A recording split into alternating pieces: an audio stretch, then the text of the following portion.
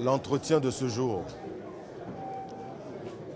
les échanges avec les journalistes, le monde des médias avaient une finalité: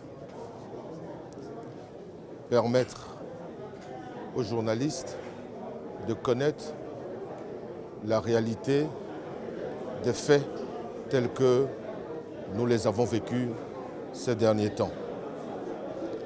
Vous savez, notre pays a eu à connaître des situations d'incivisme, d'appel à la haine, à la violence. Et n'eût été le professionnalisme des forces de défense et de sécurité, nous aurions eu à déplorer beaucoup de morts, malheureusement, qui auraient encore endeuillé plus nos populations. C'est le lieu de réaffirmer ici que l'État togolais ne reculera devant rien pour préserver la paix, la sécurité de tous les Togolais, y compris de tous ceux qui vivent sur le sol togolais. Nous avons cette responsabilité en tant que gouvernement de protéger tous les biens, les personnes, de protéger tout ce qui nous est cher, la vie humaine. Et nous ne laisserons pas ceux qui distillent matin, midi et soir la haine, l'appel à la révolte, à l'insurrection.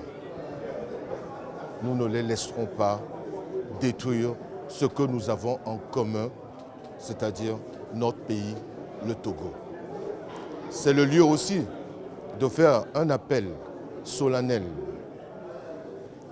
à la jeunesse togolaise qu'on veut manipuler, qu'on veut appeler à déstabiliser ce pays.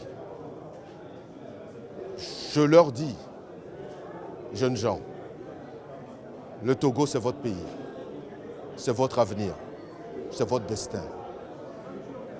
Ne cédez pas à ces appels au crime, à la manipulation.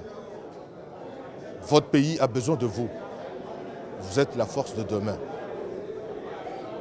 Et ce que nous attendons de cette jeunesse, c'est de refuser la violence et d'utiliser la voie de la discussion, de la présentation des projets, pour que le gouvernement puisse aussi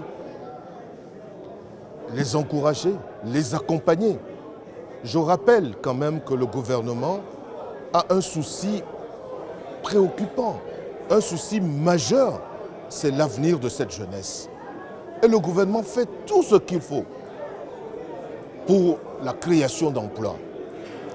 Récemment encore, nos ministères ont eu beaucoup de jeunes qui ont réussi à leur concours et qui trouvent ainsi leur premier emploi. Nous devons continuer dans cette voie et ne pas céder à tous ceux qui, de l'extérieur, ne veulent qu'une seule chose pour notre pays, c'est de mettre le chaos, l'insécurité, et de façon à ce que les investisseurs fuient notre pays et que le chômage augmente encore plus. Mais le gouvernement prendra ses responsabilités pour garantir. Et je dis ici et réaffirme que tout est fait, toutes les mesures sont prises pour que le processus électoral se déroule normalement